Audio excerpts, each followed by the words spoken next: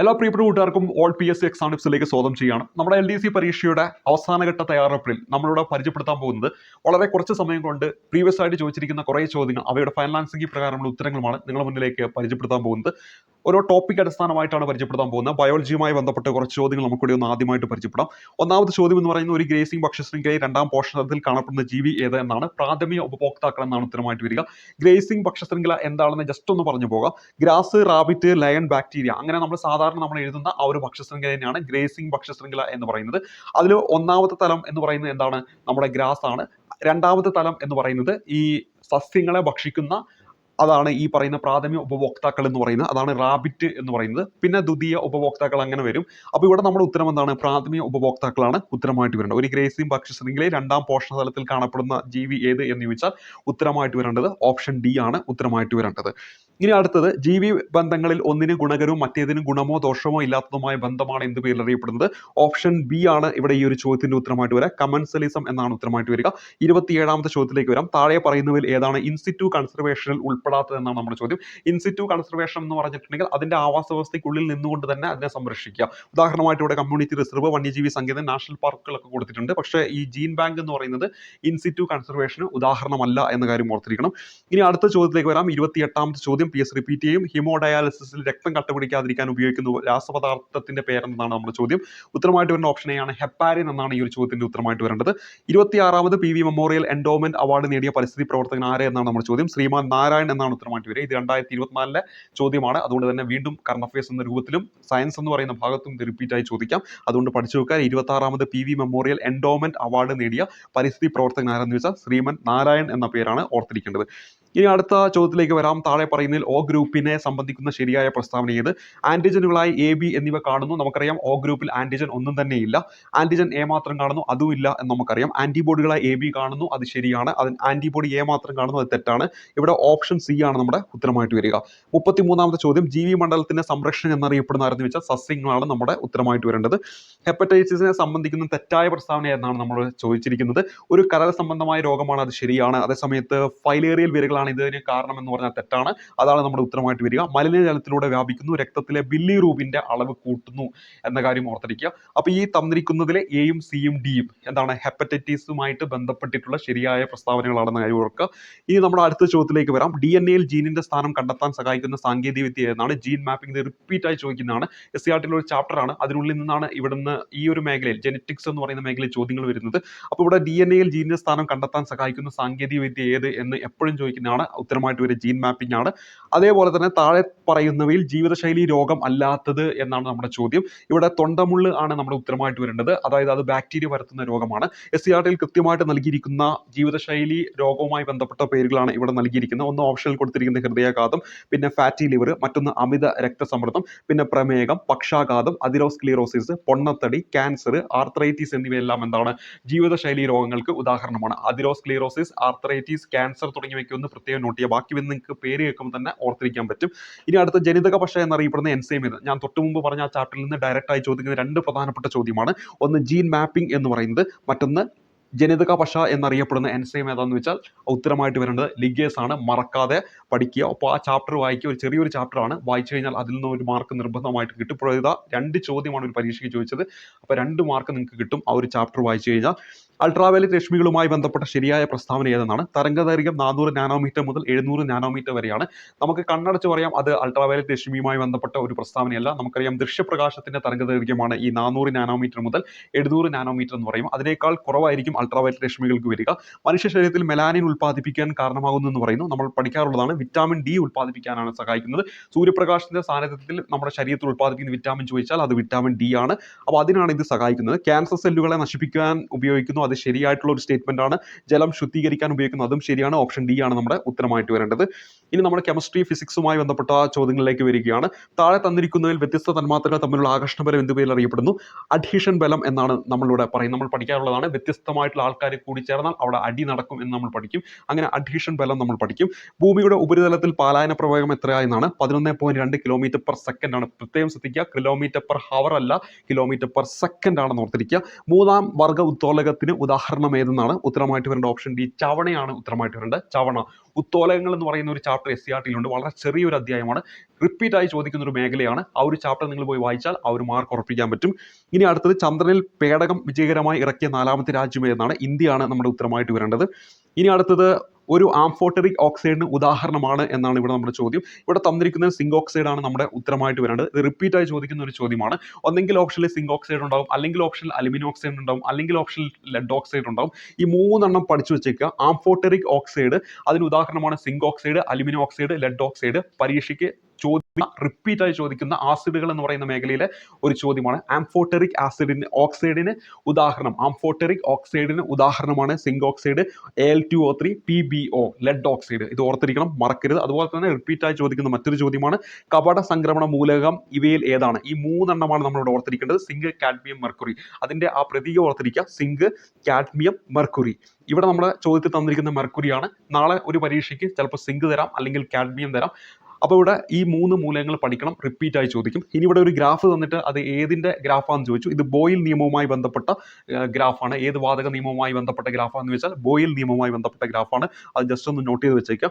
ശക്തിയേറിയതും ഭാരമില്ലാത്തതുമായി കാന്തകം നിർമ്മിക്കാൻ ഇത് വ്യാപകമായി ഉപയോഗിക്കുന്ന ലോകം ചോദിച്ചാൽ ഉത്തരമായിട്ട് വരുന്ന നിയോഡിമിയം എന്ന് പറയുന്ന ലോകമാണെന്ന കാര്യം ഓർത്തിരിക്കുക. ശക്തിയേറിയതും ഭാരമില്ലാത്തതുമായ കാന്തകം നിർമ്മിക്കാൻ ഇന്ന് വ്യാപകമായി ഉപയോഗിക്കുന്ന ലോകം ഏതാണെന്ന് വെച്ചാൽ നിയോഡിമിയം എന്നതാണ് ഉത്തരമായിട്ട് വരേണ്ടത്. ഇനി അടുത്തത് ഫോക്കസ് ദൂരം 20 സെന്റിമീറ്റർ കോൺവെക്സ് ലെൻസിന്റെ വക്രത ആരം എത്ര എന്നാണ് നമ്മുടെ ചോദ്യം. ഇവിടെ ശരിക്കും ദർപ്പണവുമായി ബന്ധപ്പെട്ടാണ് നമ്മൾ ഈ ഒരു ഇക്വേഷൻ യൂസ് ചെയ്യുക, F=RB2 എന്ന് പറയുന്ന ഇക്വേഷൻ. പക്ഷേ ഈ ഒരു ചോദ്യത്തിൽ ഈ ഒരു ഇക്വേഷൻ ഉപയോഗിച്ചുകൊണ്ട് 40 സെന്റിമീറ്റർ എന്ന് ഫൈനാൻസ് ഈ പ്രകാരം ഉത്തരം നൽകിയിട്ടുണ്ട്. അപ്പോൾ ഇവിടെ എഫിന്റെ സ്ഥാനത്ത് നമ്മൾ 20 കൊടുത്തു കഴിഞ്ഞാൽ നമുക്ക് ഈ ആറിന്റെ വാല്യൂ നമുക്ക് കിട്ടും. ഇത് ഇങ്ങോട്ട് ഗുണിച്ചു കഴിഞ്ഞാൽ ഇവിടെ 20 ആണ് വരിക. 20 × 2 40 സെന്റിമീറ്റർ. ഓപ്ഷൻ എ ആണ് ഉത്തരമായിട്ട് വരിക. ഇനി 10 കിലോഗ്രാം മാസുള്ള ഒരു വസ്തു 5 മീറ്റർ പെർ സെക്കൻഡ് വേഗത്തിൽ സഞ്ചരിക്കുന്നുവെങ്കിൽ വസ്തുവിന്റെ ആക്കം എത്ര ആണ്? ആക്കം കണ്ടുപിടിക്കാനുള്ള സൂത്രവാക്യം P = മാസ് × വെലോസിറ്റി ആണ്. ഇവിടെ ഓൾറെഡി നമ്മുടെ ചോദ്യത്തിൽ മാസ് 10 ആണ് തന്നിട്ടുണ്ട്. അതുപോലെ തന്നെ നമ്മുടെ വെലോസിറ്റി 5 ആണ് എന്ന് തന്നിട്ടുണ്ട്. അപ്പോൾ 10 × 5 ചെയ്തിട്ടുണ്ടെങ്കിൽ നമുക്ക് അവിടെ 50 കിലോഗ്രാം മീറ്റർ പെർ സെക്കൻഡ് എന്നാണ് കിട്ടുക. ഓപ്ഷൻ ഡി ആണ് ഉത്തരമായിട്ട് വരേണ്ടത്. ഇനി അടുത്തത് ശ്രീഹരിക്കോട്ടയിൽ നിന്നും SSLV-D2 വിക്ഷേപിച്ച് ഭ്രമണപഥത്തിൽ എത്തിച്ച ഉപഗ്രഹങ്ങളിൽ മലയാളികൾ ഉൾപ്പെടെയുള്ള വിദ്യാർത്ഥിനികൾ തയ്യാറാക്കിയ ഉപഗ്രഹം ഏതെന്നാണ് നമ്മുടെ ചോദ്യം. ഇവിടെ 2023 ഫെബ്രുവരി 10 ഇത് വിക്ഷേപിക്കുന്ന ആസാദിസാറ്റ് 2 എന്നാണ് ഇവിടെ നമ്മുടെ ഉത്തരമായിട്ട് വരേണ്ടത്. വരാൻ പോകുന്ന പരീക്ഷയിൽ ഇനി ചോദിക്കാൻ സാധ്യത വളരെ കൂടുതലുള്ളത് ചന്ദ്രയാനുമായി ബന്ധപ്പെട്ട കാര്യമായിരിക്കും, ചന്ദ്രയാൻ 3യുമായി ബന്ധപ്പെട്ട കാര്യമായിരിക്കും. കാരണം ഇതിന് അടുത്ത് നടന്ന പരീക്ഷയിലൊക്കെ അത് ചോദ്യമായി വന്നു കഴിഞ്ഞു. ഇവിടെ ആ ഒരു സമയത്ത് ഈ ഒരു പരീക്ഷ നടക്കുമ്പോൾ അവിടെ ഏറ്റവും പ്രധാനപ്പെട്ട ഒരു കാര്യമാണ് ഇവിടെ ചോദ്യമായിട്ട് വന്നിരിക്കുന്നത്. അപ്പോൾ ഇവിടെ നമ്മൾ പരിചയപ്പെട്ട ഈ കാര്യം വീണ്ടും വേണമെങ്കിൽ ചോദിക്കാം. 2023 ഫെബ്രുവരി 10 ആസാദിസാറ്റ് 2 ഓർത്തിരിക്കുക. ഇനി നമ്മൾ അടുത്തായിട്ട് പരിചയപ്പെടുത്തുന്നത് W ഏത് മൂലകത്തിന്റെ പ്രതീകമാണെന്നാണ്. ഇവിടെ ഉത്തരമായിട്ട് വരേണ്ട ടങ്സ്റ്റൺ എന്നാണ് ഉത്തരമായിട്ട് വരുന്നത്. ടങ്സ്റ്റൺ എന്ന മൂലകത്തിന്റെ പീരിയോഡിക് ടേബിളിലെ ആ പ്രതീകമാണ് W എന്ന് പറയുന്നത്. ഇനി അടുത്തത് ചുവടെ നൽകിയിരിക്കുന്നവയിൽ കപട സംക്രമ മൂലകം ഏത്? ഓൾറെഡി തൊട്ടു മുമ്പ് നമ്മൾ പറഞ്ഞു, അത് ഇതാ റിപ്പീറ്റ് ആയി വന്നു. ഇവിടെ നമ്മുടെ ചോദ്യത്തിൽ കാഡ്മിയമാണ് വന്നത്. അപ്പോൾ തൊട്ടു മുമ്പ് മെർക്കുറി വന്നു, സിങ്കും ഓർത്തിരിക്കുക. കാഡ്മിയം, മെർക്കുറി, സിങ്ക് ഓർത്തിരിക്കുക. ഇനി ന്യൂക്ലിയർ റിയാക്ടറുകളിൽ ഉപയോഗിക്കുന്ന ഇന്ധനം ഏത് എന്നാണ് നമ്മുടെ ചോദ്യം. ഉത്തരമായിട്ട് വരുന്നത് പ്ലൂട്ടോണിയമാണ്. അതുപോലെ തന്നെ യുറേനിയം, തോറിയം എന്നും ഓർത്തിരിക്കുക. അപ്പോൾ 3 ഇന്ധനങ്ങൾ ഓർത്തിരിക്കണം: പ്ലൂട്ടോണിയം, യുറേനിയം, തോറിയം. ഇനി അടുത്തായിട്ട് നമ്മൾ പറയുന്നത് ആറ്റോമിക് സംഖ്യ 11 മൂലകത്തിന്റെ L ഷെല്ലിൽ എത്ര ഇലക്ട്രോണുകൾ ഉണ്ടെന്നാണ്. നമുക്കറിയാം നമ്മുടെ ആറ്റത്തിലേക്ക് വരുമ്പോൾ K ഉണ്ട്, L ഉണ്ട്, M ഉണ്ട്, N ഉണ്ട്, അങ്ങനെയാണ് ഷെല്ലുകൾ പോകുന്നത്. അതിൽ K എന്ന് പറയുന്ന ഷെല്ലിൽ 2 ഇലക്ട്രോണും പിന്നെ L-ൽ 8 ഇലക്ട്രോണും അതുപോലെ തന്നെ തുടർന്ന് വരുന്നതിൽ 18 ഇലക്ട്രോൺ. ഇത് കണ്ടുപിടിക്കാൻ 2n² എന്ന് പറയുന്ന ഒരു ഇക്വേഷൻ ഉപയോഗിക്കും. ഇപ്പോൾ ഒന്നാമത്തെ ഷെല്ലാണ് N-ന്റെ സ്ഥാനത്ത് 1 കൊടുക്കും. അപ്പോൾ 2 × 1² 2 വരും, അതാണ് K ഷെല്ല്. രണ്ടാമത്തെ ഷെല്ലാണെങ്കിൽ എന്താണ് 2 × 2² അതായത് 8 എന്ന് കിട്ടും. ഇപ്പോൾ ഇവിടെ ഈ ഒരു ചോദ്യപ്രകാരം 11 ആറ്റോമിക സംഖ്യ എന്ന് പറയുന്നത്. അപ്പോൾ ഇവിടെ 2 K-ൽ പോവും, പിന്നെ 8 എന്ന് പറയുന്നത് എവിടെ പോവും? L-ൽ പോവും. അപ്പോൾ 10 ആയി. പിന്നെ M-ലേക്ക് 1 വരും. അപ്പോൾ L-ൽ എത്ര എന്നാണ് ചോദിച്ചിരിക്കുന്നത്? ഓപ്ഷൻ സി ആണ് നമ്മുടെ ഉത്തരമായിട്ട് വരിക. സിമ്പിൾ ആയിട്ടുള്ള ഒരു ചോദ്യമാണ്. ഇനി കമ്പ്യൂട്ടറുമായി ബന്ധപ്പെട്ട ഒരു ചോദ്യമാണ് നമ്മൾ പരിചയപ്പെടുന്നത്. സിസ്റ്റം സോഫ്റ്റ്വെയറിന് ഉദാഹരണം ഏതെന്നാണ് നമ്മുടെ ചോദ്യം. ഇവിടെ ഓപ്ഷൻ എ ആണ് ഉത്തരം, വിൻഡോസ് ആണ് ഉത്തരമായിട്ട് വരിക. ഈ ഗവേണൻസിനെ പറ്റി താഴെ പറയുന്ന പ്രസ്താവനയിൽ ശരിയെന്നാണ്. ഗവൺമെന്റിന്റെ പ്രവർത്തനത്തിൽ സുതാര്യത ഉണ്ടാക്കുന്നു, ജനാധിപത്യത്തെ ശക്തിപ്പെടുത്തുന്നു, ഗവൺമെന്റ് ഓഫീസുകളിലേക്കുള്ള പൊതുജനങ്ങളുടെ സന്ദർശനം വർദ്ധിപ്പിക്കുന്നു. സന്ദർശനം കുറയ്ക്കാൻ വേണ്ടിയിട്ടാണ് ഈ ഗവേണൻസ് നടപ്പിലാക്കിയത്. അപ്പോൾ ഇവിടെ തന്നിരിക്കുന്നതിൽ 1ഉം 2ഉം മാത്രമാണ് ശരി, 3 എന്താണ് തെറ്റാണെന്ന് കാര്യം ഓർക്കുക. ഓപ്ഷൻ സി ആണ് നമ്മുടെ ഉത്തരമായിട്ട് വരുന്നത്. 2 വ്യത്യസ്തങ്ങളായ നെറ്റ്വർക്കുകളെ ബന്ധിപ്പിക്കുന്നതിനുള്ള ഉപകരണം ഏത്? നമ്മുടെ നെറ്റ്വർക്ക് എന്ന് പറയുന്ന ടോപ്പിക്ക് നമ്മുടെ കമ്പ്യൂട്ടറിൽ വളരെ കൃത്യമായിട്ട് കൊടുത്തിട്ടുണ്ട്. നമുക്കറിയാം 3 മാർക്കിനാണ് കമ്പ്യൂട്ടർ എന്ന് പറയുന്ന ഭാഗത്ത് ചോദ്യങ്ങൾ വരുന്നത്. അപ്പോൾ അതുകൊണ്ട് തന്നെ പ്രീവിയസ് ക്വസ്റ്റ്യൻസ് മാക്സിമം നോക്കി പോവുകയാണ് ഏറ്റവും നല്ലത്. അതായത് നെറ്റ്വർക്ക് എന്ന് പറയുന്ന ഭാഗത്ത് ഒരിക്കലും ഒഴിച്ചുകൂടാത്ത അല്ലെങ്കിൽ റിപ്പീറ്റ് ആയി വന്നിരിക്കുന്ന ഒരു ചോദ്യമാണ് ഗേറ്റ് വേ എന്ന് പറയുന്ന ഉത്തരം കിട്ടുന്ന ഈ ഒരു ചോദ്യം. ഇതേപോലെ തന്നെയാണ് എപ്പോഴും ചോദിക്കുന്നത്. ഒരു രണ്ട് വ്യത്യസ്തങ്ങളായ നെറ്റ്വർക്കുകളെ ബന്ധിപ്പിക്കുന്ന ഉപകരണം ഏത്? ഈ ഒരു ചോദ്യം ചോദിച്ചാൽ ഉത്തരമായിട്ട് വരേണ്ടത് ഗേറ്റ് വേ ആണെന്ന കാര്യം ഓർത്തിരിക്കുക. ഇനി നമ്മൾ എക്കണോമിക്സിലേക്ക് വരികയാണ്. എക്കണോമിക്സുമായി ബന്ധപ്പെട്ട് താഴെ തന്നിരിക്കുന്ന നബാർഡുമായി ബന്ധപ്പെട്ട പ്രസ്താവനകൾ ശരിയായത് ഏത്? എക്കണോമിക്സിൽ ബാങ്കിങ് എന്ന് പറയുന്ന ഒരു ടോപ്പിക് നമ്മുടെ സിലബസിലുണ്ട്. അവിടെ നബാർഡും റിസർവ് ബാങ്ക് ഓഫ് ഇന്ത്യയുമാണ് റിപ്പീറ്റ് ആയി ചോദിക്കുന്നത്. ഇത് രണ്ടും പഠിച്ചിട്ട് പോകണം. താഴെ തന്നിരിക്കുന്ന നബാർഡുമായി ബന്ധപ്പെട്ട ശരിയായ പ്രസ്താവന ഏതാണ് നമ്മുടെ ചോദ്യം. കാർഷിക വായ്പയുടെ പരമോന്നത ബാങ്കാണ് നബാർഡ്, ശരിയാണ്. ആസ്ഥാനം മുംബൈയാണ്. ശിവരാഘവൻ കമ്മിറ്റിയുടെ ശുപാർശ പ്രകാരമാണ് നബാർഡ് വന്നത്, അതും ശരിയാണ്. 1982 സ്ഥാപിച്ചത്, അതും ശരിയാണ്. എല്ലാം ശരിയെന്ന ഓപ്ഷൻ ഡി ആണ് നമ്മുടെ ഉത്തരമായിട്ട് വരിക. Indian institute of spices research എവിടെ സ്ഥിതി ചെയ്യുന്നു എന്ന് വെച്ചാൽ ഉത്തരമായിട്ട് വരേണ്ടത് കോഴിക്കോടാണെന്ന കാര്യം ഓർത്തിരിക്കുക. ഇനി സ്വാതന്ത്ര്യ ഇന്ത്യയുടെ പ്ലാൻ ഹോളിഡേയുടെ കാലഘട്ടം ചോദിച്ചാൽ 66, 69 1966, 69 പഞ്ചവത്സര പദ്ധതിയുമായി ബന്ധപ്പെട്ട് പ്ലാൻ ഹോളിഡേയുടെ കാലഘട്ടം എന്ന കാര്യം ഓർത്തിരിക്കുക. ഇനി ഇവിടെ നൽകിയിരിക്കുന്ന 1990 പുത്തൻ സാമ്പത്തിക പരിഷ്കാരങ്ങൾ നടപ്പിലാക്കിയ പ്രധാനമന്ത്രി ആരായിരുന്നു എന്നതാണ് നമ്മുടെ ചോദ്യം. അവിടെ ഉത്തരമായിട്ട് വരുന്ന നരസിംഹറാവു ആണ്. അപ്പോൾ ഇവിടെ ഒരു കാര്യം കൂടി പറയാം, നമ്മുടെ എക്കണോമിക്സിൽ ഒരിക്കലും ഒഴിച്ചുകൂടാത്ത ടോപ്പിക്കാണ്. ഒന്ന് ബാങ്കിങ് എന്ന് പറയുന്ന ഭാഗത്ത് നബാർഡും RBIയും, അതുപോലെ തന്നെ പഞ്ചവത്സര പദ്ധതി, അതേപോലെ തന്നെ നീതി ആയോഗ്, GST ആ ഒരു മേഖല, അതായത് പ്ലാനിംഗ് കമ്മീഷൻ എന്ന് പറയുന്ന മേഖല, അതോടൊപ്പം തന്നെ ഈ പുത്തൻ സാമ്പത്തിക പരിഷ്കരണം, ഈ പ്രധാനപ്പെട്ട മേഖലകൾ കൃത്യമായിട്ട് പഠിക്കുക. ഇത് റിപ്പീറ്റായി ചോദിക്കുന്നതാണ്. എക്കണോമിക്സിൽ നമുക്ക് മാർക്ക് ഉറപ്പിക്കാൻ പറ്റും. ഇനി അടുത്ത് ഭാരതീയ റിസർവ് ബാങ്കിന്റെ ആസ്ഥാനം ചോദിക്കുകയാണെങ്കിൽ ഉത്തരമായിട്ട് വരേണ്ടത് മുംബൈ ആണ്. ഓപ്ഷൻ ബി ആണ് നമ്മുടെ ഉത്തരമായിട്ട് വരിക. ഇനി അടുത്ത ചോദ്യപേപ്പറിൽ എക്കണോമിക്സുമായി ബന്ധപ്പെട്ട പുത്തൻ സാമ്പത്തിക നയവുമായി ബന്ധപ്പെട്ട മറ്റൊരു വ്യത്യസ്ത ചോദ്യമാണ് 1991 മുതൽ നടപ്പിലാക്കിയ സാമ്പത്തിക പരിഷ്കാരങ്ങൾ പെടാത്തത്. നമുക്കറിയാം പുത്തൻ സാമ്പത്തിക നയത്തിൽ സ്വകാര്യവൽക്കരണം, അതുപോലെ തന്നെ ആഗോളവൽക്കരണം, ഉദാരവൽക്കരണം എന്നിവയാണ് വരുന്നത്. അതേസമയത്ത് ഭൂപരിഷ്കരണം അതിൽ ഉൾപ്പെടുന്നതല്ല. അപ്പോൾ ഇവിടെ ഓപ്ഷൻ ബി ആണ് നമ്മുടെ ഉത്തരമായിട്ട് വരേണ്ടത്. ഇനി അടുത്തത് ഇവിടെ തന്നിരിക്കുന്ന ഇന്ത്യയിലെ 2023-24 കേന്ദ്ര ബജറ്റ് പ്രഖ്യാപിച്ചിട്ടുള്ളതിൽ പ്രകാരം ഓരോ വിഭാഗത്തിലുമുള്ള സർക്കാർ ചെലവ് താഴെ തന്നിരിക്കുന്ന പട്ടികയിൽ നിന്ന് ചേരുംപടി ചേർക്കുക. ഇവിടെ ഓപ്ഷൻ എ ആണ് നമ്മുടെ ഉത്തരമായിട്ട് വരിക. അതായത് പ്രതിരോധവുമായി ബന്ധപ്പെട്ട് 8%, ഓപ്ഷൻ സിയുമായിട്ടാണ് അത് യോജിക്കുന്നത്. പിന്നെ സബ്സിഡികളുമായിട്ട് ബന്ധപ്പെട്ട് ഇവിടെ 7%, പിന്നെ പെൻഷനുമായിട്ട് ബന്ധപ്പെട്ട് 4%, പരീക്ഷ തിരിച്ചടവാണ് 20%. ഇത് അന്നത്തെ ആ ഒരു സമയത്ത്, പരീക്ഷ നടക്കുന്ന സമയത്ത് അന്ന് വന്ന ഇലക്ഷൻ, ഈ പറയുന്ന ബജറ്റുമായി ബന്ധപ്പെട്ടാണ്. ഇപ്പൊ നമുക്ക് ഇതിനിടയിലൂടെ കടന്നു വന്ന ഇലക്ഷന് മുമ്പ് വന്നിട്ടുള്ള ഒരു ഇടക്കാല ബജറ്റ് ഉണ്ട്. അപ്പോൾ ആ ഒരു ബജറ്റുമായി ബന്ധപ്പെട്ട കാര്യങ്ങളാണ് നമ്മൾ പഠിച്ചു വെക്കേണ്ടത്. അപ്പോൾ അതൊന്ന് പഠിച്ചു വെച്ച് പോകണം. അതിനൊരു മാതൃകയായിട്ട് ഈ ഒരു ചോദ്യം കാണിച്ചു എന്നേ ഉള്ളൂ. അപ്പോൾ ഈ രീതിയിൽ ചോദ്യങ്ങൾ വരും. അതുകൊണ്ട് തന്നെ ഓരോ വിഭാഗത്തിനും എത്രയൊക്കെ മാറ്റി വെച്ചിട്ടുണ്ടെന്ന് കൃത്യമായിട്ടൊന്ന് നോട്ട് ചെയ്തിട്ട് വേണം പോകാനായിട്ട്. ഇനി ഭാരതീയ റിസർവ് ബാങ്കിനെ സംബന്ധിച്ച് താഴെ പറയുന്ന പ്രസ്താവനകൾ ശരിയായവ തിരഞ്ഞെടുക്കുക. 1935 സ്ഥാപിതമായി, ശരിയാണ്. 1 രൂപ മുതൽ എല്ലാ നോട്ടുകളും പുറത്തിറക്കുന്നത് തെറ്റാണ്. 1 രൂപ നോട്ടിൽ സൈൻ ചെയ്യുന്ന ആരാണ്? നമ്മുടെ ഫിനാൻസ് സെക്രട്ടറിയാണ്, അല്ലെങ്കിൽ ധനകാര്യ സെക്രട്ടറിയാണ്. അതേസമയത്ത് ബാക്കി വരുന്ന നോട്ടുകളിലെല്ലാം സൈൻ ചെയ്യുന്ന RBI ഗവർണറാണ്. 1949 ഇത് ദേശസാൽക്കരിക്കുന്ന, ആസ്ഥാനം മുംബൈയാണ്. ഇതെല്ലാം ശരിയാണ്. അതായത് 1, 3, 4 ശരി. ഓപ്ഷൻ സി ആണ് നമ്മുടെ ഉത്തരമായിട്ട് വരിക. താഴെ തന്നിരിക്കുന്ന ഇന്ത്യയിലെ പ്രധാന ധാതുക്കളെ ലോകത്തിലെ അവയുടെ ഉൽപാദനത്തിന്റെ അടിസ്ഥാനത്തിൽ ശരിയായ ക്രമം ഏതാണെന്ന് കണ്ടെത്തുക. ഇവിടെ നമ്മൾ ഉത്തരമായിട്ട് വരേണ്ട അബ്രം, പിന്നെ കൽക്കരി, ഇരുമ്പയിര്, മാഗ്നീസ്, ആ ഒരു ഓർഡർ ഓർത്തിരിക്കുക. അബ്രം, അതിനുശേഷമാണ് കൽക്കരി വരുന്നത്, അതിനുശേഷമാണ് ഇരുമ്പയിര് വരുന്നത്, അതിനുശേഷമാണ് മാഗ്നീസ് വരുന്നത്. അബ്രം, കൽക്കരി, ഇരുമ്പയിര്, മാഗ്നീസ്. അബ്രം, കൽക്കരി, ഇരുമ്പയിര്, മാഗ്നീസ്. അബ്രം, കൽക്കരി, ഇരുമ്പയിര്, മാഗ്നീസ് എന്ന ആ ഒരു ഓർഡർ ഓർത്തിരിക്കുക. ഇനി ഇന്ത്യയിലെ പഞ്ചവത്സര പദ്ധതികളുമായി ബന്ധപ്പെട്ട് താഴെ പറയുന്ന പ്രസ്താവനയിൽ ശരിയായവ ഏത് എന്നാണ് നമ്മുടെ ചോദ്യം. ആസൂത്രണ കമ്മീഷൻ 1950 സ്ഥാപിച്ചു, അത് ശരിയാണ്. 1-ാം പഞ്ചവത്സര പദ്ധതി കാർഷിക മേഖലയ്ക്ക് പ്രാധാന്യം നൽകി, അതും ശരിയാണ്. ഇപ്പോൾ 2022-23 14-ാമത് പഞ്ചവത്സര പദ്ധതിയാണ് നടക്കുന്നത്, അതില്ല. നിലവിൽ പഞ്ചവത്സര പദ്ധതി ഇല്ല. സമത്വം പഞ്ചവത്സര പദ്ധതിയുടെ പ്രധാന ലക്ഷ്യമാണ്, അത് ശരിയാണ്. ഇത് കൃത്യമായി ഓർത്ത് വെച്ചോ, റിപ്പീറ്റ് ആയി ചോദിക്കും. പഞ്ചവത്സര പദ്ധതിക്ക് മൊത്തത്തിൽ എടുക്കുകയാണെങ്കിൽ അവിടെ 4 ലക്ഷ്യങ്ങളാണുള്ളത്. അതിലൊന്ന് സമത്വം, ആധുനികവൽക്കരണം, പിന്നെ മറ്റൊന്ന് എന്ന് പറയുന്നത് സ്വാശ്രയത്വം, പിന്നെ സാമ്പത്തിക വളർച്ച. ഈ 4 ലക്ഷ്യങ്ങൾ ഓർത്തിരിക്കുക. ഓരോ പഞ്ചവത്സര പദ്ധതിക്കും അതിൻ്റെതായിട്ടുള്ള ലക്ഷ്യങ്ങളുണ്ട്. നമ്മൾ ചെറിയൊരു കോഡിലൂടെ, ഒരു കഥയിലൂടെ നിങ്ങളുടെ മുന്നിലേക്ക് ആ ക്ലാസ് പരിചയപ്പെടുത്തിയിട്ടുണ്ടായിരുന്നു. അത് നമ്മുടെ യൂട്യൂബ് ചാനൽ നോക്കിക്കഴിഞ്ഞാൽ നിങ്ങൾക്ക് കിട്ടുന്നതാണ്. ഇത് എന്ന് പറയുന്നത് മൊത്തത്തിൽ പഞ്ചവത്സര പദ്ധതിയുടെ മൊത്തത്തിലുള്ള 4 ലക്ഷ്യങ്ങളിൽ ഒന്നാണ് സമത്വം എന്ന് പറയുന്നത്. പിന്നെ ആധുനികവൽക്കരണം, സ്വാശ്രയത്വം, മറ്റൊന്ന് സാമ്പത്തിക വളർച്ച. പഠിക്കണം, റിപ്പീറ്റായി ചോദിക്കും. സമത്വം, അതേപോലെ തന്നെ ആധുനികവൽക്കരണം, സ്വാശ്രയത്വം, സാമ്പത്തിക വളർച്ച. ഇതാണ് ആ 4 ലക്ഷ്യങ്ങൾ എന്ന് പറയുന്നത്. ഇനി അടുത്തത് ഇന്ത്യൻ ഹരിത വിപ്ലവവുമായി ബന്ധമില്ലാത്ത എന്നാണ്. MS സ്വാമിനാഥൻ ഇന്ത്യൻ ഹരിത വിപ്ലവത്തിന്റെ പിതാവ്. അതേപോലെ തന്നെ ഉയർന്ന വിളവ് തരുന്ന വൈവിധ്യമാർന്ന വിളകൾ, അത് ശരിയാണ്. C സുബ്രഹ്മണ്യനും ഈ ഇന്ത്യൻ ഹരിത വിപ്ലവവുമായി ബന്ധപ്പെട്ടതാണ്. എന്നാൽ ഡോക്ടർ വർഗീസ് കുര്യൻ ഇന്ത്യൻ ധവള വിപ്ലവത്തിന്റെ പിതാവാണ്, അദ്ദേഹം ഇതിൽ ഉൾപ്പെടുന്നില്ല. അപ്പോൾ ഡി ആണ് ഉത്തരമായിട്ട് വരിക. ഇവിടെ ഓർത്തിരിക്കുക, MS സ്വാമിനാഥനെയാണ് ഇന്ത്യൻ ഹരിത വിപ്ലവത്തിന്റെ പിതാവ് എന്നറിയപ്പെടുന്നത്. ഉയർന്ന വിളവ് തരുന്ന വൈവിധ്യമാർന്ന വിളകൾ ഈ ഹരിത വിപ്ലവത്തിന്റെ ഫലമാണ്. അതേപോലെ തന്നെ C സുബ്രഹ്മണ്യനായിരുന്നു ഈ ഒരു സമയത്ത് കൃഷിമന്ത്രി എന്ന കാര്യം ഓർക്കുക, കേന്ദ്ര കൃഷിമന്ത്രി. ഇനി ആരാണ്? ഡോക്ടർ വർഗീസ് കുര്യൻ ഇന്ത്യൻ ധവള വിപ്ലവത്തിന്റെ പിതാവാണ്. ഇവിടെ MS സ്വാമിനാഥനുമായി ബന്ധപ്പെട്ട ചോദ്യങ്ങൾ നമുക്ക് പ്രതീക്ഷിക്കാവുന്നതാണ്. ഇനി അടുത്തായിട്ട് നമ്മൾ പരിചയപ്പെടാൻ പോകുന്നത് ജിയോഗ്രഫിയുമായി ബന്ധപ്പെട്ട കുറച്ച് ചോദ്യങ്ങളാണ്. ഓവർലാപ്പോട് കൂടി ആകാശീയ ചിത്രങ്ങളിൽ നിന്നും ത്രിമാന ദൃശ്യം ലഭിക്കാൻ ഉപയോഗിക്കുന്ന ഉപകരണം ഏതാണ്? ഇത് ഇതേപോലെ തന്നെ വീണ്ടും വീണ്ടും പരീക്ഷയ്ക്ക് ചോദിക്കുന്ന ചോദ്യമാണ്. പഠിച്ചു വെച്ചേക്കുക, സ്റ്റീരിയോസ്കോപ്പാണ്. ഓവർലാപ്പോട് കൂടിയ ആകാശീയ ചിത്രങ്ങളിൽ നിന്നും ത്രിമാന ദൃശ്യം ലഭിക്കാൻ ഉപയോഗിക്കുന്ന ഉപകരണമാണ് സ്റ്റീരിയോസ്കോപ്പ്. ഭൂമിയിലെ ഏറ്റവും ഉയർന്ന താപനിലയുള്ള പ്രദേശങ്ങളെ യോജിപ്പിച്ച് വരയ്ക്കുന്ന സാങ്കല്പിക രേഖയാണ് എന്തെന്ന് പറയുന്നത്? താപീയ മധ്യരേഖ എന്ന് പറയുന്നത്.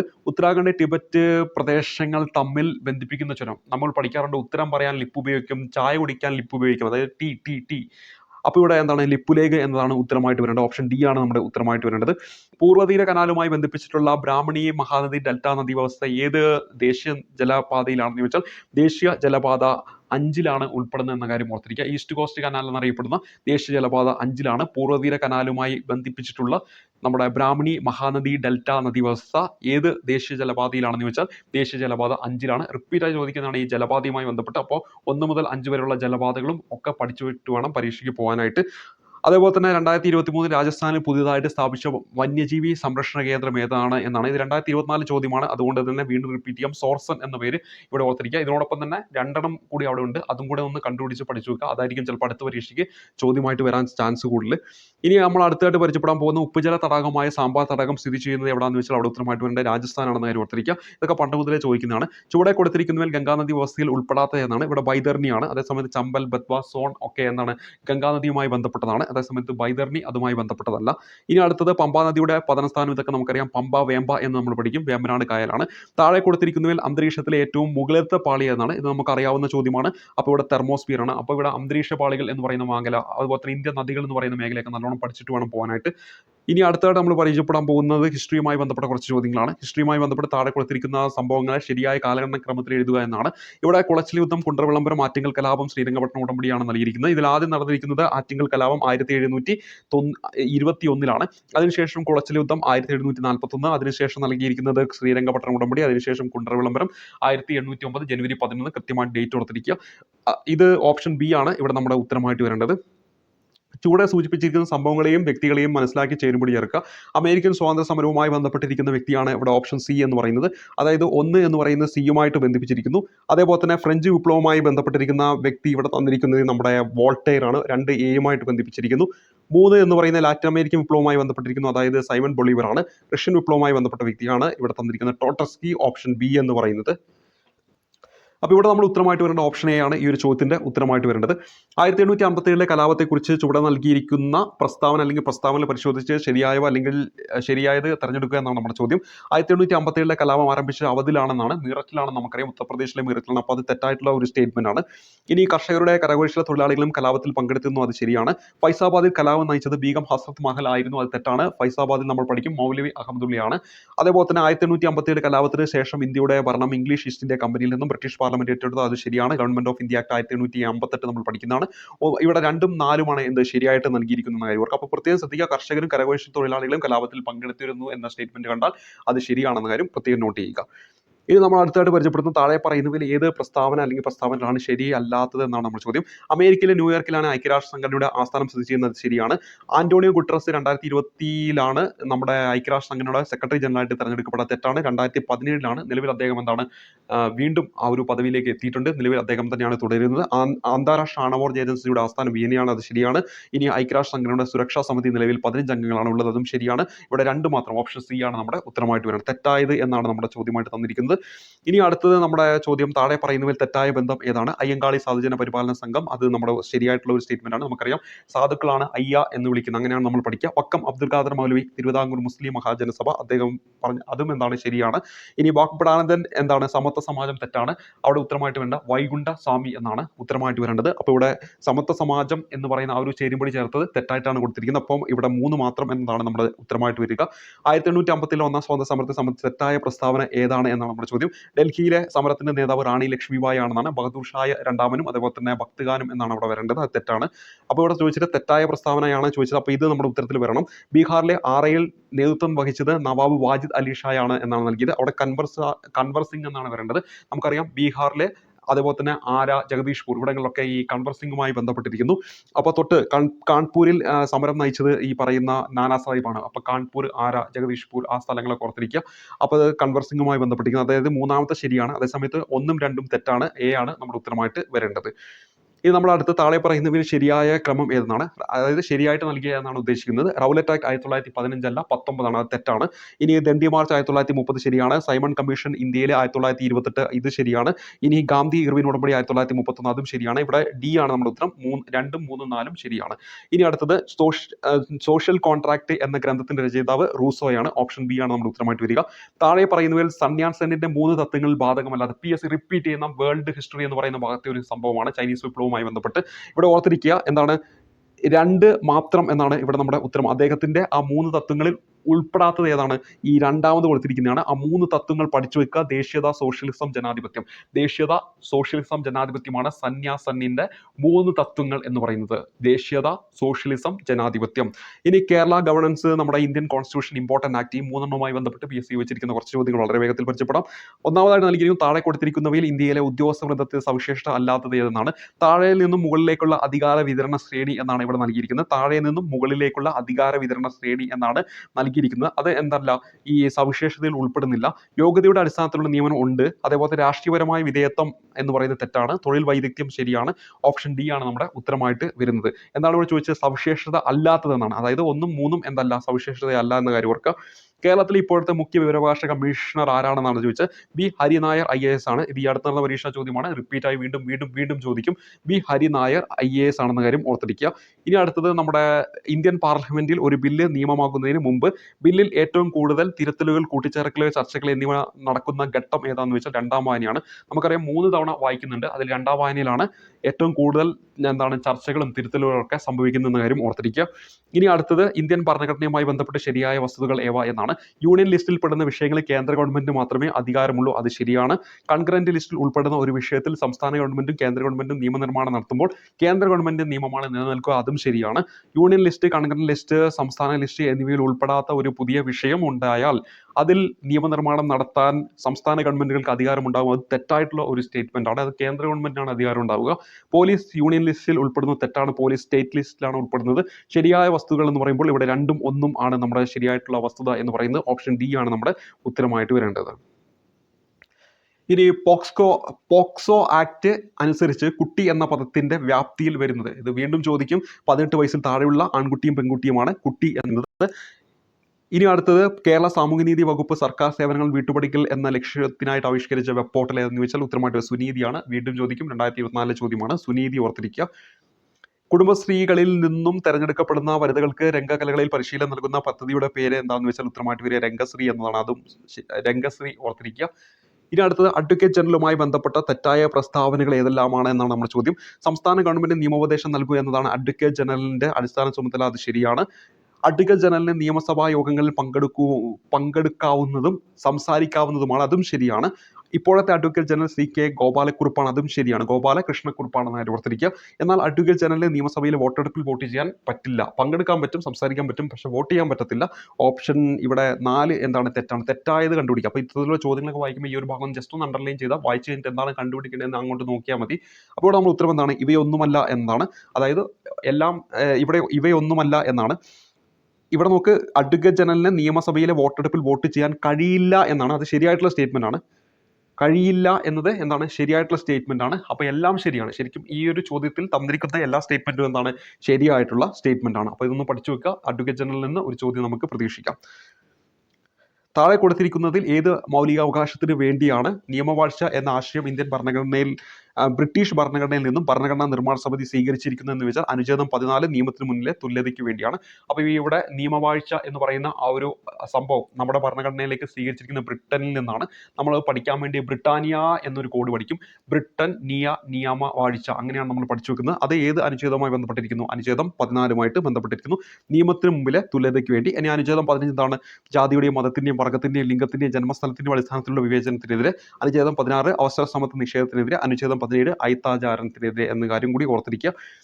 ഇനി നമ്മുടെ അടുത്തത് പരിചയപ്പെടുന്ന വിവരാവകാശ നിയമം 2005 പ്രകാരം താഴെ പറയുന്നവയിൽ ഏതെല്ലാം വിവരങ്ങളാണ് വെളിപ്പെടുത്തൽ നിന്ന് ഒഴിവാക്കിയിരിക്കുന്നതെന്നാണ്. അന്വേഷണ പ്രക്രിയ തടസ്സപ്പെടുത്തുന്ന വിവരങ്ങളാണെന്ന് കാര്യം ഓർക്കുക. ഒരു പരീക്ഷയ്ക്ക് ഇതിന്റെ ഓപ്ഷൻ നൽകിയത് വകുപ്പ് 8, 9 പ്രകാരമുള്ള വിവരങ്ങൾ എന്നാണ് പറയുന്നത്. ഓരോ പരീക്ഷയ്ക്ക് അങ്ങനെ ഒരു ഓപ്ഷൻ വന്നിട്ടുണ്ട്. അപ്പോൾ 8-ലാണല്ലോ അത് പറയുന്നത്. ഒപ്പം 9-ലും ചില വിവരങ്ങൾ എന്ന് എടുത്തു പറയുന്നുണ്ട്.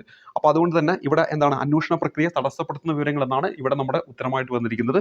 ഞാൻ പറഞ്ഞ പോലെയുള്ള ഓപ്ഷൻ തന്നിട്ടുണ്ട്. അപ്പോൾ ആ ഒരു രീതിയിൽ വന്നാൽ അത് നിങ്ങൾ ചൂസ് ചെയ്യണം. അതേപോലെ തന്നെ അടുത്തത് രാഹുൽ ഒരു സൂപ്പർ മാർക്കറ്റിൽ പോയി താൻ വാങ്ങുവാൻ ഉദ്ദേശിക്കുന്ന സാധനത്തിന്റെ പാക്കറ്റിൽ നൽകിയിരിക്കുന്ന എല്ലാ വിവരങ്ങളും ശ്രദ്ധാപൂർവ്വം വായിക്കുന്നു. ഒരു ഉപഭോക്താവ് എന്ന നിലയിൽ രാഹുൽ ഏത് അവകാശമാണ് ഉപയോഗിക്കുന്നത് എന്ന് ചോദിച്ചാൽ ഇവിടെ വിവരാവകാശം എന്ന് ഡയറക്റ്റ് കൊടുത്തുകൊണ്ട് നമ്മളൊരു ടോപ്പിക് തന്നെയാണ് കണ്ണും പൂട്ടി അങ്ങ് കൊടുത്തോ. ഉത്തരമായിട്ട് വരേണ്ടത് ഓപ്ഷൻ ബി ആണെന്ന കാര്യം ഓർത്തിരിക്കുക. ഇനി ലൈംഗിക കുറ്റകൃത്യങ്ങളിൽ നിന്നുള്ള കുട്ടികളുടെ സംരക്ഷണ നിയമം 2012 പ്രകാരം താഴെ പറയുന്നവരിൽ ആരൊക്കെയാണ് പ്രേരണാ കുറ്റത്തിന് കേസെടുക്കാൻ കഴിയുന്നത്? അപ്പോൾ അവിടെ കൃത്യമായി നോട്ട് ചെയ്യേണ്ട പ്രേരണാ കുറ്റം എന്നാണ്. അപ്പോൾ അവിടെ ഉത്തരമായിട്ട് പറയേണ്ടത് ഏതെങ്കിലും വ്യക്തിയെ പ്രേരിപ്പിക്കുന്ന, ഏതെങ്കിലും ഗൂഢാലോചനയിൽ ഏർപ്പെടുന്ന, അല്ലെങ്കിൽ ഒരു കുട്ടിക്കെതിരെ ലൈംഗിക കുറ്റകൃത്യം ചെയ്യാൻ മനഃപൂർവ്വം സഹായിക്കുന്നയാളെയാണ് ഈ പ്രേരണാ കുറ്റത്തിന് കേസെടുക്കാൻ കഴിയുന്നത്. എന്താണ് ലൈംഗിക കുറ്റകൃത്യങ്ങളിൽ നിന്നുള്ള കുട്ടികളുടെ സംരക്ഷണ നിയമം വർഷം 2012 പ്രകാരം, തൊട്ട് മുമ്പ് നമ്മൾ ഒരു പോക്സ്കോ ആക്ട് പ്രകാരം എന്ന കാര്യം ഓർത്തിരിക്കുക. ഇനി അടുത്ത ചോദ്യത്തിലേക്ക് വരാം. ഗാർഹിക അതിക്രമങ്ങളിൽ നിന്ന് വനിതകളെ സംരക്ഷിക്കുന്നതിനുള്ള നിയമം 2005 പ്രകാരം ഒരു കൂരയ്ക്ക് കീഴെ താമസിക്കുന്ന താഴെ പറയുന്ന വ്യക്തികൾ കുടുംബ ബന്ധത്തിന്റെ പരിധിയിൽ വരുന്ന ആരെല്ലാം എന്നാണ് നമ്മുടെ ചോദ്യം. മുകളിൽ പറഞ്ഞവരെല്ലാം എന്നാണ് ഉത്തരം. അതായത് ഭാര്യയും ഭർത്താവും വരും, രക്തബന്ധമുള്ള വ്യക്തികൾ വരും, വിവാഹ സമാനമായ ബന്ധമുള്ള വ്യക്തികളും വരും എന്ന കാര്യം ഓർക്കുക. അപ്പോൾ കുടുംബ ബന്ധത്തിന് പരിധിയിൽ വരുന്നത് ഗാർഹിക അതിക്രമങ്ങളിൽ നിന്ന് വനിതകളെ സംരക്ഷിക്കുന്നതിനുള്ള നിയമം 2005 പ്രകാരം ഭാര്യയും ഭർത്താവും വരും, പിന്നെ രക്തബന്ധമുള്ള വ്യക്തികൾ വരും, വിവാഹ സമാനമായ ബന്ധമുള്ള വ്യക്തികളും വരും എന്ന കാര്യം ഓർത്തിരിക്കുക. ദേശീയ മനുഷ്യാവകാശ കമ്മീഷന്റെ ഇപ്പോഴത്തെ അധ്യക്ഷനായിരുന്നു ജസ്റ്റിസ് അരുൺകുമാർ മിശ്രി ആണെന്ന് കാര്യം ഓർക്കുക. ഇതൊക്കെ റിപ്പീറ്റായി ചോദിക്കുന്ന ചോദ്യമാണ്. ഇനി അടുത്ത ചോദ്യം ഭരണഘടനാ നിർമ്മാണ സഭയുമായി ബന്ധപ്പെട്ട് ചുവടെ ചേർക്കുന്ന പ്രസ്താവനകളിൽ ശരിയേതെന്നാണ്. നല്ല രീതിയിൽ പഠിച്ചു വെക്കുക. ഭരണഘടനാ നിർമ്മാണ സഭയിലെ അംഗങ്ങളെ പ്രായപൂർത്തി വോട്ടവകാശത്തിന്റെ അടിസ്ഥാനത്തിലല്ല തെരഞ്ഞെടുക്കുന്നത് എന്നത് ശരിയാണ്. നമുക്ക് ഓൾറെഡി പഠിക്കുന്നതാണ്. ആനുപാതിക പ്രാതിനിധ്യ വ്യവസ്ഥയിലാണ് തെരഞ്ഞെടുത്തിരിക്കുന്നത്. എല്ലാ മതത്തിലെയും പ്രതിനിധികൾ ഭരണഘടനാ നിർമ്മാണ സഭയിൽ ഉണ്ടായിരുന്നു എന്ന് പറഞ്ഞാൽ ശരിയാണ്. രാഷ്ട്രീയ പാർട്ടികളിൽ കോൺഗ്രസ് ആണ് ഭരണഘടനാ നിർമ്മാണ സഭയിൽ ആധിപത്യം സ്ഥാപിച്ചിരുന്നത്, അതും ശരിയാണ്. രണ്ടാമത് മുസ്ലിം ലീഗാണ്. അപ്പോൾ ഇവിടെ നൽകിയിരിക്കുന്നതിൽ എന്താണ് ഈ തന്നിരിക്കുന്ന എല്ലാം ശരിയാണെന്ന കാര്യം ഓർത്തിരിക്കുക. ബ്രിട്ടീഷ് ഭരണഘടനയിൽ നിന്നും ഇന്ത്യൻ ഭരണഘടന കടം കൊണ്ടിട്ടുള്ള ആശയങ്ങളിൽ ശരിയായത് ഏതെന്നാണ്. പാർലമെന്ററി സമ്പ്രദായം ബ്രിട്ടനിൽ നിന്നാണ് കടം കൊണ്ടത്. അതേപോലെ തന്നെ നിയമവാഴ്ച ഓൾറെഡി നമ്മൾ പറഞ്ഞു, ബ്രിട്ടാനിയ എന്ന് പഠിച്ചു വെച്ചാൽ മതി. ഇനി മൗലികാവകാശങ്ങൾ നമ്മൾ അമേരിക്കൻ ഭരണഘടനയിൽ നിന്നാണ് കടം കൊണ്ടിരിക്കുന്നത്. അപ്പോൾ ഇവിടെ തന്നിരിക്കുന്നതിൽ 1ഉം 2ഉം ഓപ്ഷൻ സി ആണ് നമ്മുടെ ഉത്തരമായിട്ട് വരേണ്ടത്. ചുവടെ ചേർക്കുന്ന പ്രസ്താവനകൾ ശരിയായതെന്നാണ്. കീഴ്ക്കോടതികൾക്ക് മേൽ ചുമത്തുന്ന പ്രത്യേക ഉത്തരവുകളാണ് പ്രോഹിബിഷൻ, അത് ശരിയാണ്. ഇനി അറസ്റ്റ് ചെയ്യപ്പെട്ട വ്യക്തിയെ ഹാജരാക്കുവാൻ ഇറക്കുന്ന പ്രത്യേക ഉത്തരവാണ് ഹാബിയസ് കോർപ്പസ് എന്ന് പറയുന്ന റിട്ട്, അത് ശരിയാണ്. ഒരു ഉദ്യോഗസ്ഥന് മേൽ ചുമത്തുന്ന പ്രത്യേക ഉത്തരവാണ് മാൻഡമസ് എന്ന് നൽകിയിരിക്കുന്നത്, അതും ശരിയാണ്. ഇതെല്ലാം എന്താണ് ശരിയാണ്. ഇന്ത്യൻ ഭരണഘടനയിൽ അനുച്ഛേദം 19 പ്രകാരമുള്ള സ്വാതന്ത്ര്യങ്ങളിൽ പെടാത്തത് ഏതെന്നാണ്. ഇത് ഇവിടെ നൽകിയിരിക്കുന്നതിൽ ആവിഷ്കാര സ്വാതന്ത്ര്യം, സംഘടനാ സ്വാതന്ത്ര്യം ഒക്കെ ഉണ്ട്. അതേസമയത്ത് വിദ്യാഭ്യാസ സ്വാതന്ത്ര്യം എന്ന് പറയുന്നത് മൗലികാവകാശം 21A ഉൾപ്പെടുന്നത്. അപ്പോൾ ഇവിടെ എന്താണ് ഓൺലി 3 എന്നാണ് നമ്മുടെ ഉത്തരമായിട്ട് വരേണ്ടത്. നിർദ്ദേശ തത്വങ്ങളുടെ ലക്ഷ്യങ്ങളുമായി ബന്ധപ്പെട്ട് താഴെ പറയുന്നതിൽ ശരിയായ പ്രസ്താവന ഏതാണെന്നാണ്. അന്തർദേശീയ സമാധാനം പരിപോഷിപ്പിക്കുക, കുടിൽ വ്യവസായം പരിപോഷിപ്പിക്കുക, ജീവിത നിലവാരം ഉയർത്തുക, ഇതൊക്കെ എന്താണ് നിർദ്ദേശ തത്വങ്ങളുടെ ലക്ഷ്യങ്ങളുമായി ബന്ധപ്പെട്ടതാണ്. ഇവിടെ ഓപ്ഷൻ എ ആണ് നമ്മുടെ ഉത്തരമായിട്ട് വരിക. അന്തർദേശീയ സമാധാനം പരിപോഷിക്കുക, കുടിൽ വ്യവസായം പരിപോഷിപ്പിക്കുക, ജീവിത നിലവാരം ഉയർത്തുക എന്നതൊക്കെ എന്താണ് നിർദ്ദേശ തത്വങ്ങളുമായി ബന്ധപ്പെട്ടതാണെന്ന കാര്യം. അപ്പോൾ നിർദ്ദേശ തത്വങ്ങളിൽ ഓരോ ആർട്ടിക്കിളിലും പറയുന്ന കാര്യങ്ങളാണ് ഇവിടെ ലക്ഷ്യങ്ങളായിട്ട് പറയുന്നത്. അപ്പോൾ ആ ഒരു കാര്യങ്ങൾ ആർട്ടിക്കിൾ ചിലപ്പോൾ നമുക്ക് പഠിക്കാൻ ചിലപ്പം കുറേ പ്രയാസമായിരിക്കും. പക്ഷെ ആ കാര്യങ്ങൾ അതിലെന്തൊക്കെയാണ് പറയുന്നതെന്നൊന്ന് വായിച്ചു വെക്കുന്നത് നന്നായിരിക്കും. ഇങ്ങനെയുള്ള ചോദ്യങ്ങൾ വരുമ്പോൾ ഉത്തരം എഴുതാൻ പറ്റും. ഇനി ചുവടെ ചേർക്കുന്നതിൽ സ്വത്തവകാശവുമായി ബന്ധപ്പെട്ട ശരിയായ പ്രസ്താവന ഏതാണ്? സ്വത്തവകാശം ഒരു മൗലികാവകാശമാണ് എന്ന് പറഞ്ഞാൽ അത് തെറ്റാണ്. നമുക്കറിയാം 44ാം ഭേദഗതിയിലൂടെ മൗലികാവകാശത്തിൽ നിന്ന് മാറ്റി നിലവിൽ അതൊരു നിയമവകാശമാണ്. അപ്പോൾ ഇവിടെ സ്വത്തവകാശം ഒരു നിയമവകാശമാണ് എന്ന് പറഞ്ഞാൽ ശരിയാണ്. അതായത് ഓൺലി 2 ആണ് ഇവിടെ നമ്മുടെ ഉത്തരമായിട്ട് വരിക. സ്വത്തവകാശം മൗലികാവകാശവും നിയമവകാശമാണെന്ന് പറഞ്ഞാൽ അത് തെറ്റാണ്. ഇനി നമ്മുടെ അടുത്ത ചോദ്യത്തിലേക്ക് വരാം. ചുവടെ ചേർക്കുന്ന പ്രസ്താവനകൾ ശരിയെന്നാണ്. ഇന്ത്യൻ ഭരണഘടനാ ഭേദഗതി പ്രതിപാദിക്കുന്ന അനുച്ഛേദം 368, അത് ശരിയാണ്. 12 മുതൽ 35 വരെയുള്ള അനുച്ഛേദങ്ങൾ മൗലികാവകാശങ്ങളെ കുറിച്ച് പ്രതിപാദിക്കുന്നു, അവിടെ ശരിയാണ്. പ്രത്യേകം ശ്രദ്ധിക്കുക, നമ്മൾ ചിലപ്പോൾ 14 മുതൽ 35 വരെ ആയിരിക്കും നമ്മുടെ മനസ്സിലേക്ക് വരിക, പക്ഷേ 12 മുതലാണെന്ന കാര്യം പ്രത്യേകം നോട്ട് ചെയ്യുക. അനുച്ഛേദം 32 പ്രകാരം ഹൈക്കോടതി റിട്ട് പുറപ്പെടുവിക്കാമെന്നാണ്. അനുച്ഛേദം 226 പ്രകാരമാണ്. 32 പ്രകാരം ആർക്കാണ്? സുപ്രീം കോടതിക്കാണ്. അവിടെ തന്നിരിക്കുന്ന 1ഉം 2ഉം മാത്രമാണ് ശരിയായിട്ട് വരുന്ന. ഓപ്ഷൻ ബി ആണ് നമ്മുടെ ഉത്തരമായിട്ട് വരിക. ഇന്ത്യൻ ഭരണഘടനയിലെ 3 ലിസ്റ്റുകളിൽ ഉൾപ്പെട്ട വിഷയങ്ങളുമായി ബന്ധപ്പെട്ട് പ്രസ്താവനയാണ് ചുവടെ ചേർക്കുന്നത്. ശരിയായ പ്രസ്താവന ഏതെന്നാണ് നമ്മുടെ ചോദ്യം. കേന്ദ്ര ലിസ്റ്റ് ബാങ്കിങ്, പൊതുജനാരോഗ്യം, പോലീസ് എന്ന് കൊടുത്തിട്ടുണ്ട്. ഇതിൽ പൊതുജനാരോഗ്യം പോലീസും എന്താണ് സംസ്ഥാന ലിസ്റ്റിലാണ് ഉൾപ്പെടേണ്ടത്. അങ്ങനെയാണെങ്കിൽ ഒന്നാമത്തെ തെറ്റാണ്. ഇനി രണ്ടാമത് സംസ്ഥാന ലിസ്റ്റ് ജയിൽ, മദ്യം, വാണിജ്യം, അത് ശരിയാണ്.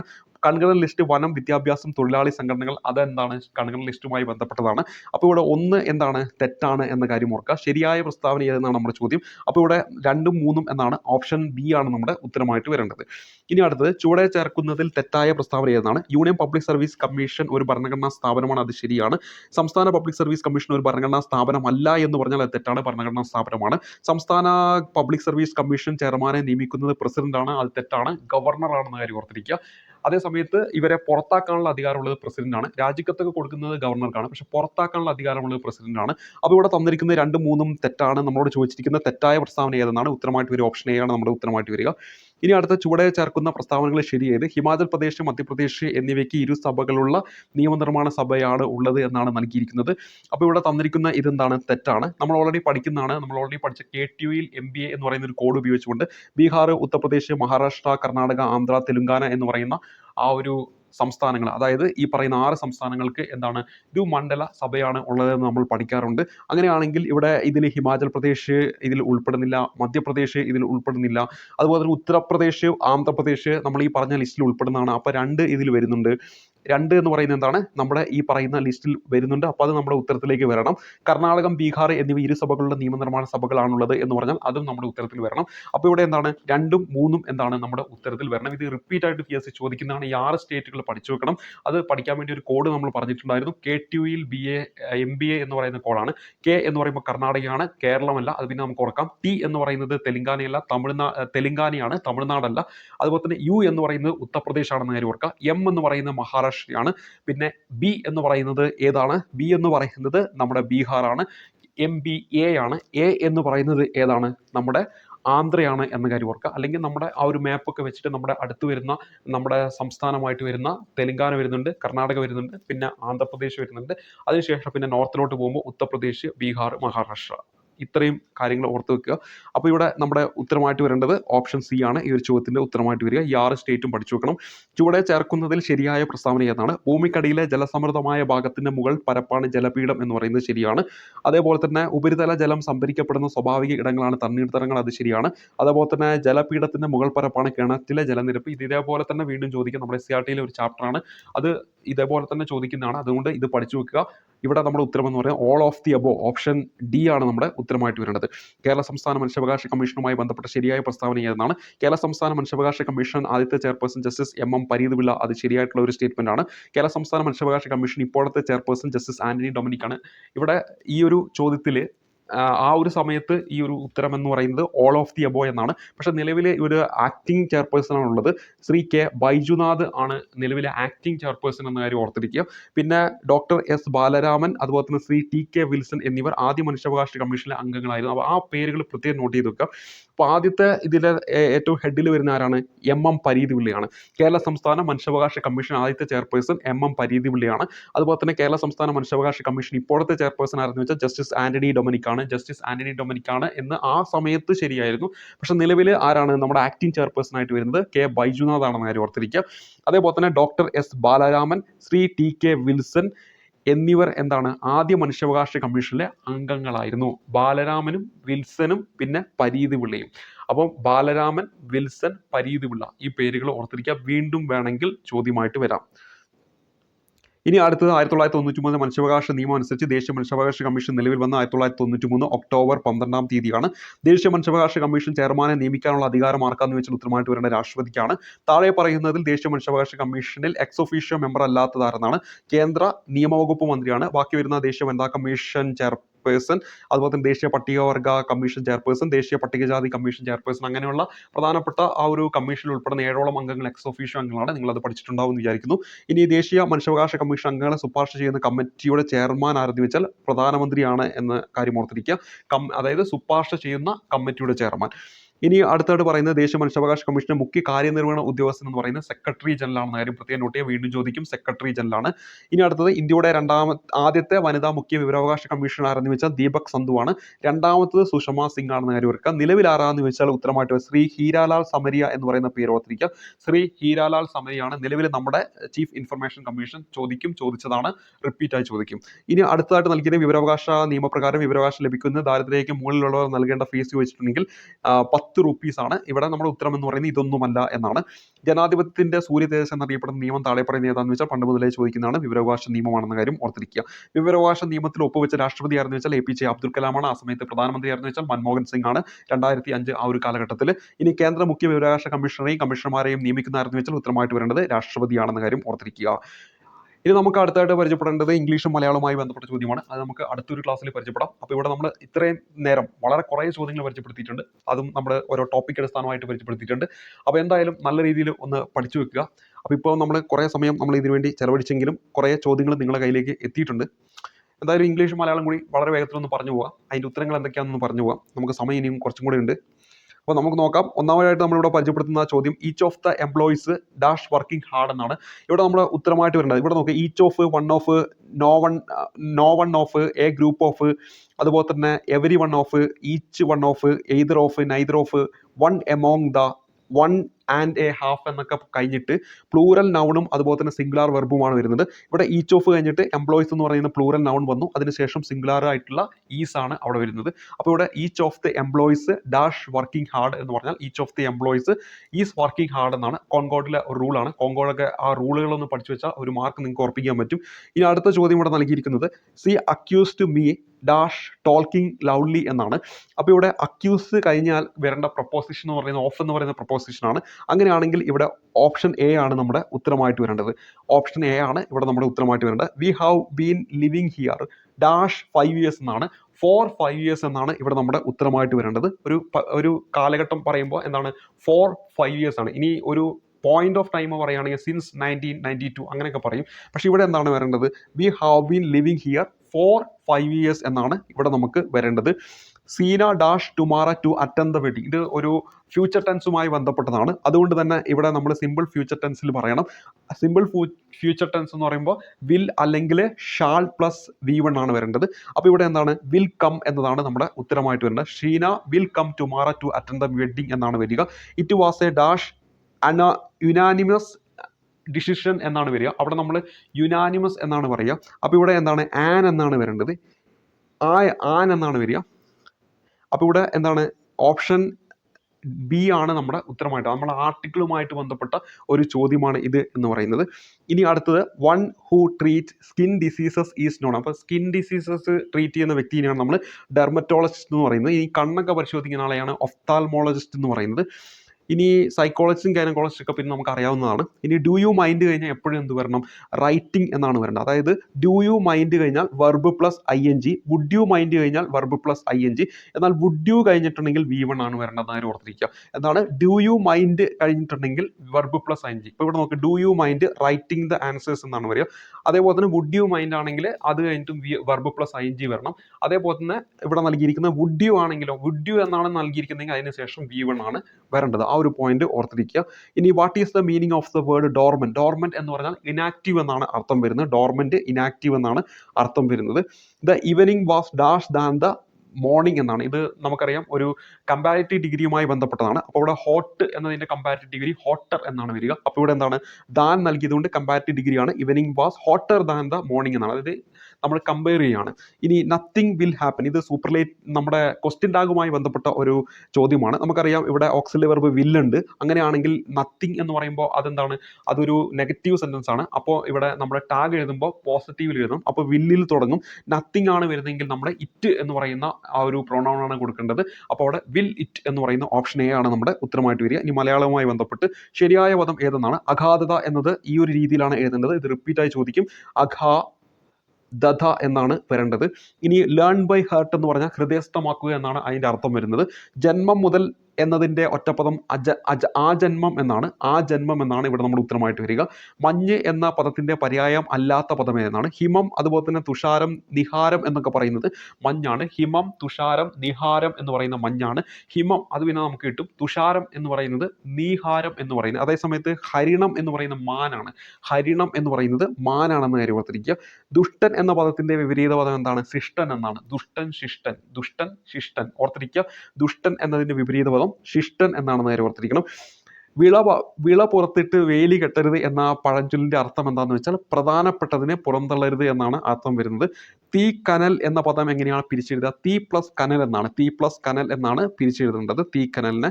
നായകൻ എന്ന പദത്തിന്റെ സ്ത്രീ ഇത് എപ്പോഴും ചോദിക്കുന്നതാണ്. നായിക എന്നാണ്. നായിക, നായികയല്ല, നായിക എന്നാണ്. നായകൻ എന്ന പദത്തിന്റെ എന്താണ് ഈ പറയുന്ന സ്ത്രീലിംഗം ചോദിച്ചാൽ നായിക എന്നാണ്. നായിക എന്നാണെന്ന് കാര്യം ഓർത്തിരിക്കുക. ഇനി അടുത്തത് ശബ്ദം എന്നർത്ഥം വരുന്ന വരാത്ത പദം ഏതെന്നാണ്? രവം ധ്വനി, സ്വനം എന്നൊക്കെ പറയുന്നത് ശബ്ദത്തിൻ്റെ പര്യായമാണ്. എന്നാൽ വാണി എന്ന് പറഞ്ഞാൽ വാക്ക് എന്നാണ് അർത്ഥം. വാക്ക് എന്നാണ് അർത്ഥം വരുന്നത്. താഴെ തന്നിരിക്കുന്നവയിൽ പൂജക ബഹുവചനത്തിന് ഉദാഹരണമല്ലാത്ത പദം ഏതെന്നാണ്. അതായത് ബഹുമാനാർത്ഥം നമ്മൾ ഏകവചനത്തോടൊപ്പം ബഹുവചന പ്രത്യയങ്ങൾ ചേർക്കുന്നതാണ് നമ്മൾ എന്തെന്ന് പറയുന്നത് പൂജക ബഹുവചനം എന്ന് പറയുന്നത്. ഇപ്പോൾ ഗുരുക്കൾ എന്ന് പറയുമ്പോൾ അത് ഏകവചനമാണ്, പക്ഷെ നമ്മൾ കാണുമ്പോൾ അതൊരു ബഹുവചനം പോലെ തോന്നും. വൈദ്യർ എന്ന് പറയുമ്പോൾ അതൊരു എന്താണ് ഈ പറയുന്ന ഒരു ഏകവചനമാണ്, പക്ഷെ നമ്മുടെ ഒരു ബഹുമാനാർത്ഥം അതിൽ കാണുമ്പോൾ അതൊരു ബഹുവചനമായിട്ട് നമുക്ക് തോന്നും. അതേസമയത്ത് അവർകൾ എന്ന് പറയുന്നതും എന്താണ് ഒരു ഏകവചനമാണ്, അതായത് പൂജക ബഹുവചനത്തിന് ഉദാഹരണമാണ്. പക്ഷെ അധ്യാപകന്മാർ എന്ന് പറഞ്ഞാൽ അത് ബഹുവചനമാണ്, അത് പൂജക ബഹുവചനമല്ല. അപ്പോൾ ഇവിടെ എന്താണ് ഗുരുക്കൾ, അതുപോലെ തന്നെ വൈദ്യർ, അതുപോലെ തന്നെ അവർകൾ, താങ്കൾ, അങ്ങനെയൊക്കെ നമ്മൾ പറയില്ലേ, അതിനാണ് നമ്മൾ എന്തെന്ന് പറയുക പൂജക ബഹുവചനം എന്ന് പറയുന്നത്. അത് നോട്ട് ചെയ്തിട്ട് പോകണം. ഇനി അടുത്ത് നോക്കാം. അഗ്നി എന്ന പര്യായപദം എഴുതുക എന്നാണ്. അഗ്നി അതിന്റെ പര്യായപദം എഴുതുക എന്നാണ്. തീ, അതുപോലെ തന്നെ ദഹനൻ, ധനഞ്ജയൻ, അതുപോലെ തന്നെ വഗ്നി, പാവകൻ എന്നൊക്കെ പറയുന്നത് അഗ്നിയുടെ പര്യായപദമാണ്. PSC എപ്പോഴും ചോദിക്കുന്നതാണ് അനൽ എന്ന് പറയുന്നത്. അനലനുമുണ്ട് അനിലനുമുണ്ട്. അനലൻ എന്ന് പറയുമ്പോൾ അഗ്നിയുടെ പര്യായപദം, അത് ഓർത്തിരിക്കാൻ വേണ്ടി നമ്മൾ കനല് എന്ന് ഓർത്ത് വെച്ചാൽ മതി. അഗ്നി, കനല്, അപ്പൊ അനല്. അപ്പൊ അവിടെ നമുക്ക് നീ എന്ന് പറയുന്നത് നമുക്ക് മാറ്റിയെടുക്കാൻ പറ്റും. അപ്പോൾ അനിലൻ എന്ന് പറഞ്ഞാൽ എന്താണ്, അത് കാറ്റിന്റെ പര്യായമാണ്. ഇത് പ്രത്യേകം നോട്ട് ചെയ്യുക. അനലൻ എന്ന് പറഞ്ഞാൽ അഗ്നിയുടെ പര്യായം അല്ലെങ്കിൽ തീയിന്റെ പര്യായമാണ്. അനിലൻ എന്ന് പറഞ്ഞാൽ കാറ്റിന്റെ പര്യായമാണ്. കാറ്റിന്റെ പര്യായമാണ് പവനൻ എന്ന് പറയുന്നത്, മാരുതൻ എന്ന് പറയുന്നത്, വാദം എന്ന് പറയുന്നതൊക്കെ കാറ്റിന്റെ പര്യായമാണ്. അഗ്നിയുടെ പര്യായമാണ് തീ, ദഹനൻ, ധനഞ്ജയൻ, അതുപോലെ തന്നെ വഗ്നി, പാവകൻ, അനലൻ എന്നത്. അനിലൻ എന്ന് പറഞ്ഞാൽ കാറ്റാണ്. അതേപോലെ തന്നെ പവനൻ, അതുപോലെ തന്നെ മാരുതൻ, വാദം. ഇനി ലേഖകൻ എന്ന് പറയുന്നത് തൊട്ടു മുമ്പ് നമ്മൾ നായകൻ, നായിക എന്ന് പറഞ്ഞ പോലെ ലേഖകൻ എന്നതിന്റെ സ്ത്രീലിംഗം ലേഖികയാണ്. ലേഖകൻ എന്നതിന്റെ സ്ത്രീലിംഗം ലേഖികയാണ് എന്ന കാര്യം ഓർക്കുക. ഇനി ശരത്ത് അധികം ചന്ദ്രൻ, ഇത് റിപ്പീറ്റായി ചോദിക്കുന്നതാണ്. ശരത്ചന്ദ്രൻ എന്ന് ഇങ്ങനെയാണ് നമ്മൾ ചേർത്ത് എഴുതേണ്ടത്. ഇത് പിരിച്ചെഴുതാനും ചോദിക്കും. ശരത്ത് അധികം ചന്ദ്രനാണ്. ഇനി ഫലേച്ച കൂടാതെ എന്ന് പറഞ്ഞാൽ അതിന്റെ അർത്ഥം എന്ന് പറഞ്ഞാൽ എന്താണ്, നിഷ്കാമം എന്നാണ് അർത്ഥം വരുന്നത്. ശ്ലാഘ്യം എന്നതിന്റെ വിപരീതം ഗർഹ്യം എന്നതാണ്. ഓപ്ഷൻ ബി ആണ് നമ്മുടെ ഉത്തരമായിട്ട് വരിക. ഇതും ഓർത്തിരിക്കണം. വാഗർത്ഥം എന്നതിനെ പിരിച്ചെഴുതും വാക്ക് പ്ലസ് അർത്ഥം എന്നാണ്. വാക്ക് പ്ലസ് അർത്ഥം ഓപ്ഷൻ ഡി ആണ് നമ്മുടെ ഉത്തരമായിട്ട് വരിക. ഇനി അടുത്ത ശരിയായ വാക്യം എടുത്തെഴുതുക എന്നതാണ്. അവന്റെ ഭാവിയെ പറ്റി ഓർത്ത് ഞാൻ ആശങ്കാകുലനാണ്. ഓരോ വീട് തോറും കയറണം, ആ സമയത്ത് എനിക്കൊന്നും തോന്നിയില്ല. ഇങ്ങനെ നാണം കെട്ടി ജീവിക്കുന്നതിനേക്കാൾ ഭേദം മരിക്കുകയല്ലേ നല്ലത്. ഇവിടെ ഓപ്ഷൻ സി ആണ് നമ്മുടെ ഉത്തരമായിട്ട് വരേണ്ടത്. ഇനി പൂജക ബഹുവചനങ്ങൾക്ക് ഉദാഹരണം എഴുതുക. നിങ്ങൾ എന്ന് പറയുന്നതാണ് ഇവിടെ ഉദാഹരണമായിട്ട് വരിക. പെങ്ങൾ, ഞങ്ങൾ, അതുപോലെ തന്നെ കുഞ്ഞുങ്ങൾ എന്ന് പറയുന്നതൊന്നും പൂജക ബഹുവചനമല്ല. അതേസമയത്ത് നിങ്ങൾ എന്ന് പറയുന്നത് പൂജക ബഹുവചനമാണ്. ഇത് എല്ലാ പരീക്ഷയിലും എപ്പോഴും ചോദിക്കുന്നതാണ്. തൊട്ടു മുമ്പ് നമ്മളത് കണ്ടതാണ്. അർത്ഥവ്യത്യാസം എഴുതുക എന്നാണ്. കന്ദരം എന്ന് പറഞ്ഞാൽ ഗുഹയാണ്. അതേസമയത്ത് ഇതെന്ന് പറഞ്ഞിട്ടുണ്ടെങ്കിൽ എന്താണ്, കഴുത്ത് എന്നാണ് അർത്ഥം വരുന്നത്. കന്ദരം ഗുഹയാണ്, കന്ദരം എന്ന് പറഞ്ഞാൽ അത് കഴുത്താണെന്ന കാര്യം ഓർത്തിരിക്കുക. ഉട്ടോപ്യ എന്ന ആ ഒരു ശൈലിയെ സൂചിപ്പിക്കുന്ന പ്രയോഗികമല്ലാത്തത് എന്നാണ് ഉട്ടോപ്യ എന്ന ശൈലി അർത്ഥമാക്കുന്നത് എന്ന കാര്യം ഓർത്തിരിക്കുക. ഇത്രയും കാര്യങ്ങളാണ് ഇന്നത്തെ വീഡിയോ ക്ലാസ്സിൽ നമ്മൾ പരിചയപ്പെടുത്തുന്നത്. നമ്മൾ കുറേ ചോദ്യങ്ങൾ പരിചയപ്പെടുത്തി, 100-ലധികം ചോദ്യങ്ങൾ പരിചയപ്പെടുത്തിയിട്ടുണ്ട്. അപ്പോൾ ഇവിടെ പരിചയപ്പെടുത്തിയ ഓരോ ചോദ്യങ്ങളും PSC പരീക്ഷയിൽ റിപ്പീറ്റായി ചോദിക്കുന്ന ചോദ്യങ്ങളാണ്. അതുകൊണ്ട് തന്നെ ആ ഒരു രീതിയിൽ തന്നെ ഒന്നുകൂടി വേണമെങ്കിൽ ഒന്ന് കേട്ടിട്ട് ചോദ്യങ്ങളൊക്കെ ഒന്ന് മനസ്സിലേക്ക് കൊണ്ടുവരിക. അപ്പോൾ നമ്മൾ മാക്സിമം ഇത്തരത്തിലുള്ള ചോദ്യങ്ങളൊക്കെ ഇനിയുള്ള ദിവസങ്ങൾ പ്രീവിയസ് ക്വസ്റ്റ്യൻ പേപ്പറൊക്കെ നോക്കിയിട്ട് പരിചയപ്പെടാൻ വേണ്ടി ശ്രമിക്കുക. കാരണം ഈ 2024 നടന്ന പല പരീക്ഷകളും റിപ്പീറ്റായിട്ട് പല ചോദ്യങ്ങളും വരുന്നുണ്ട്.